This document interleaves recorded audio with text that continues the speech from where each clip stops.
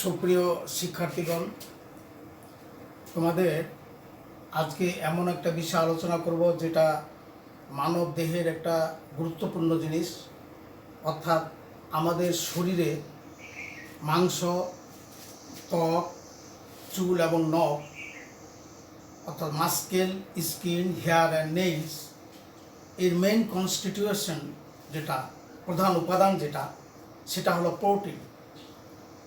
এই প্রোটিন থেকে amino acid. তো প্রোটিন বুঝতে গেলে আগে অ্যামাইনো অ্যাসিড সম্পর্কে বুঝতে হবে। তাহলে প্রোটিনের ব্যাপারটা আমরা এভাবে বলতে পারি, যদি একটা ইটের ভাটা হয়, একটা ইটের ভাটা, সেখানে ম্যাক্সিমাম ইটের ব্লক আছে, অধিকাংশ ইটের ব্লক, এই ব্লকগুলো অর্থাৎ অসংখ্য ইটের ব্লক নিয়ে সেই প্রোটিন বা ইটের ভাটাটা গঠিত, বা একটা বিরাট স্তূপ, সেখানে অনেকগুলো জিনিস, অনেকগুলো ইট, অনেকগুলো বই একটা স্তূপ আকারে রাখা হয়েছে। এই যে এক একটা ব্লক বা ইউনিট, এই ইউনিটগুলো হলো অ্যামাইনো অ্যাসিড, এইগুলো হলো অ্যামাইনো অ্যাসিড। তাহলে আমরা কথাটা বলতে পারি এভাবে যে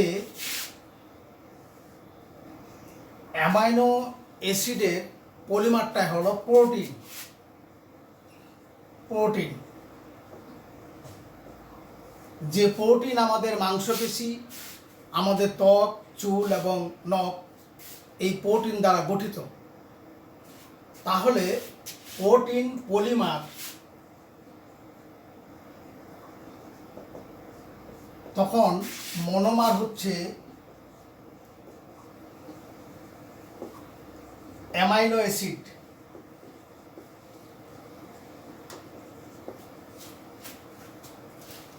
Amino acid is the monomer of protein and protein is the polymer of amide or amino acid.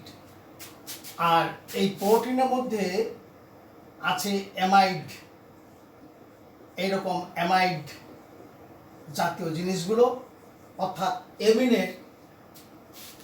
Amino acid যেখানে মনোমার। তা এখন এই প্রোটিনকে যদি আমরা বিশ্লেষণ করি, অ্যাসিড, বেজ আর এনজাইম এর দ্বারা যদি হাইড্রোলাইসিস করি, তাহলে মিক্সচার অফ অ্যামিনো অ্যাসিড পাওয়া যাবে। মিক্সচার অফ অ্যামাইনো অ্যাসিড পাওয়া যাবে। তাহলে আমাদের শরীরে অ্যামাইনো অ্যাসিডটা কেমন করে আসতেছে বা প্রোটিন কেমন করে আসতেছে? প্রাণীজ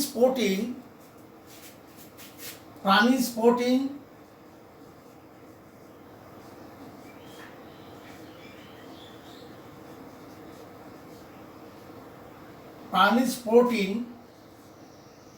এবং উদ্ভিদ প্রোটিন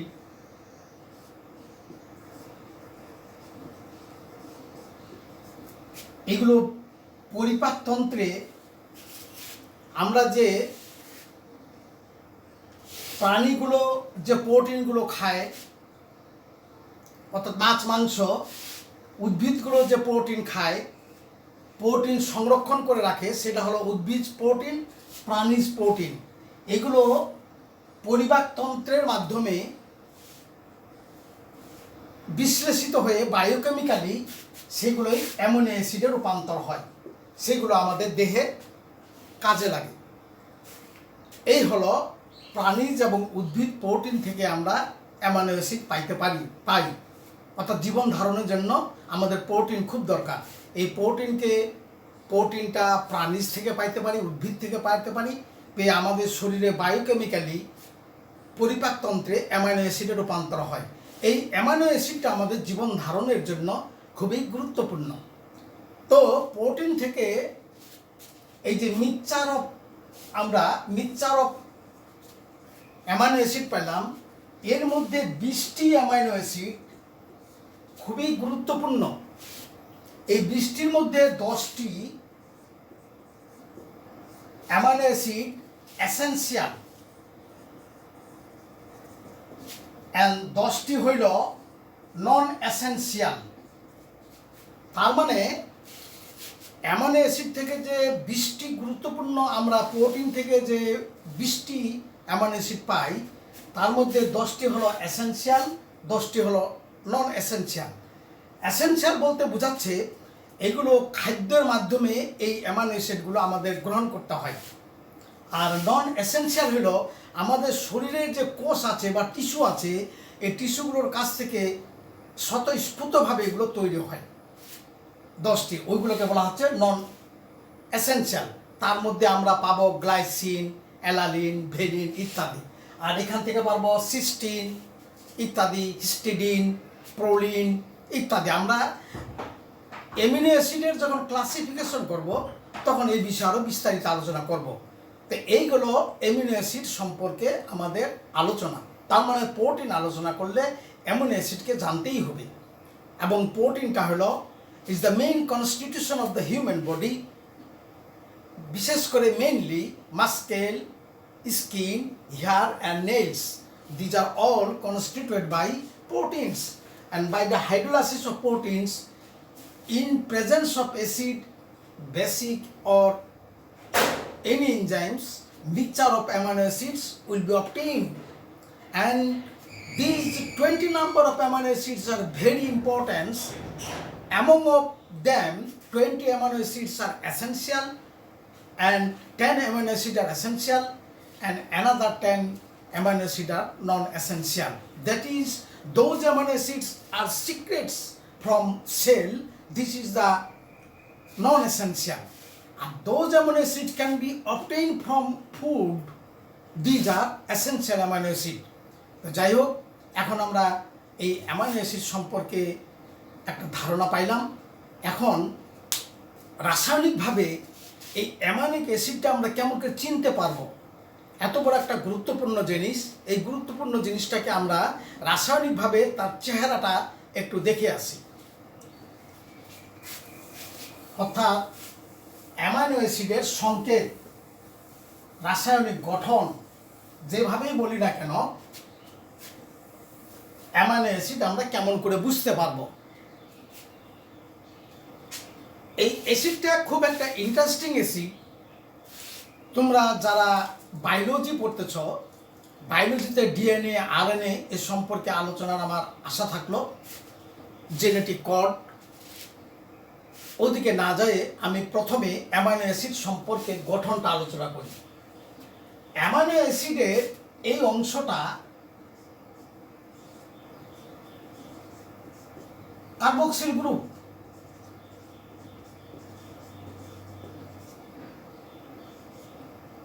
কার্বক্সিলিক গ্রুপ। আর এটা হলো অ্যামিনো গ্রুপ।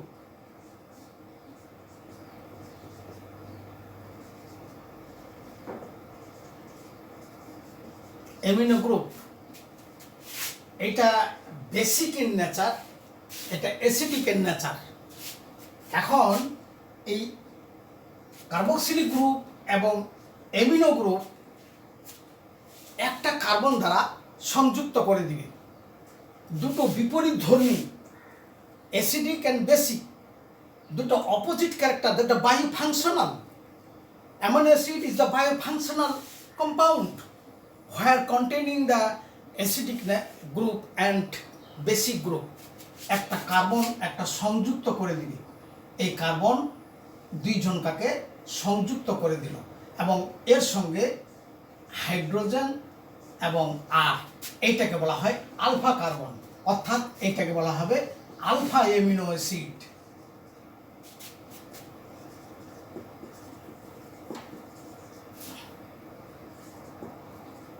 আলফা অ্যামিনো অ্যাসিডের সাধারণ সংকেত।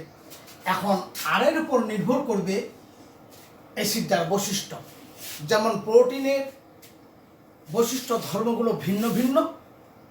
যেমন ইনসুলিন থেকে আমরা 17টা অ্যামাইনো অ্যাসিড পাইতে পারি, ওটা একটা প্রোটিন।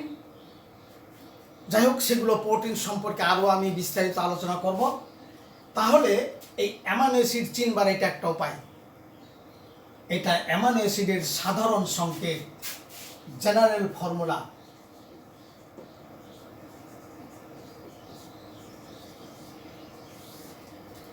এখন এই 8টা যদি H হয় তাহলে হবে গ্লাইসিন, 8টা যদি CH3 হয় তাহলে হবে অ্যালানিন, 8টা যদি এইরকম গ্রুপ থাকে আর এর কাছে তাহলে এটা হবে ভ্যালিন। ইত্যাদিভাবে আমরা 20টি গুরুত্বপূর্ণ অ্যামাইনো অ্যাসিডের ক্লাসিফিকেশন আমরা পড়ব, আর এর উপরে নির্ভর করবে। এখন এই আর এর কাছে, এই অ্যামিনোমূলক কার্বনের কাছে আর হাইড্রোজেন,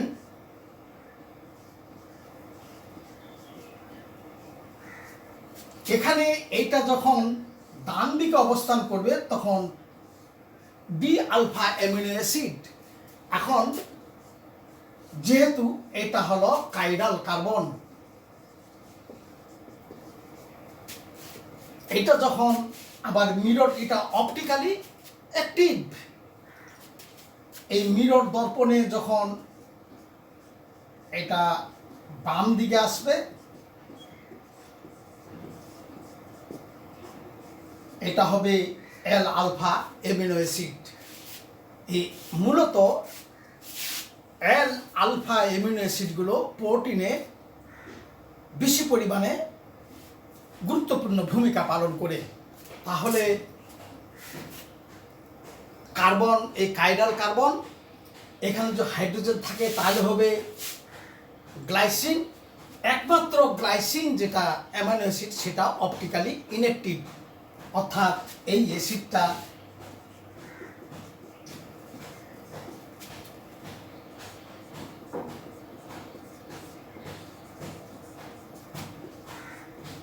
গ্লাইসিন এর মধ্যে কোনো কাইরাল কার্বন না থাকাতে একমাত্র এই 20টি অ্যাসিডের মধ্যে এটা একটা ব্যতিক্রম অ্যাসিড, যে অ্যাসিডটা অপটিক্যালি ইনঅ্যাক্টিভ। বাকি সব অ্যাসিডগুলোর মধ্যে কাইরাল কার্বন থাকাতে ওইগুলো হলো অপটিক্যালি অ্যাক্টিভ। এই হলো অ্যামিনো অ্যাসিডের পরিচিতের ব্যাপারটা। এখন এরপরে আমি অ্যামাইনো অ্যাসিডের মধ্যে জুইটার আয়ন এবং পেপটাইড বন্ধন এইগুলো সম্বন্ধে আলোচনা করব। অ্যামাইনো অ্যাসিড শরীরের একটা গুরুত্বপূর্ণ বিষয়। আমাদের শরীরের যাবতীয় উপাদানগুলো নিয়ন্ত্রণ করে অ্যামাইনো অ্যাসিড, বিশেষ করে প্রোটিন থেকেই অ্যামাইনো অ্যাসিড, অর্থাৎ protein is the polymer of amino acid. যেটা বলা হলো একটা স্তূপের মধ্যে এক জায়গায় অনেকগুলো অ্যামাইনো অ্যাসিডের পলিমারটাই হলো প্রোটিন।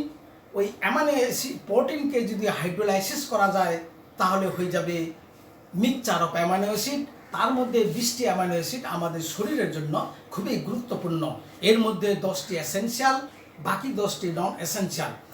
যেগুলো এসেনশিয়াল সেগুলো খাদ্য থেকে আমরা গ্রহণ করি, যেগুলো নন এসেনশিয়াল আমাদের শরীরের কোষ বা টিস্যু থেকে সিক্রেশন হয়ে নিজেরাই আমাদের শরীরটাকে ঠিক রাখার জন্য ওই অ্যামাইনো অ্যাসিডগুলো সিক্রেশন হয়। এখন অ্যামাইনো অ্যাসিডের সাধারণ সংকেত জানলাম। তার মধ্যে গ্লাইসিন যেটা, সেটা হলো অপটিক্যালি ইনঅ্যাক্টিভ, অর্থাৎ সেখানে কাইরাল কার্বন নেই। বাকি all amino acids are optically active because they are present chiral carbon, এবং amino group is attached with the alpha carbon, then it is called alpha amino acid. আমরা পরবর্তীতে zwitterion, peptide বন্ধন এবং classification of amino acid এ সম্পর্কে আলোচনা করব। এই প্রাথমিক ধারণাটা তোমরা বারবার বইয়ের সঙ্গে কথাগুলো মিলে নিলে এই অ্যামাইনো অ্যাসিড সম্পর্কে জানতে পারবে। বায়োলজি বিভাগে জীববিজ্ঞানে অ্যামাইনো অ্যাসিড সম্পর্কে বিস্তারিত আলোচনা আছে। এখানে এই রসায়নের অ্যামাইনো অ্যাসিডগুলো, এগুলো ভালো করে বুঝলে বায়োলজিটাও বোঝা তোমাদের কাছে খুবই সহজ হয়ে যাবে। এই পর্যন্ত আজকে তোমাদের সকলকে ধন্যবাদ।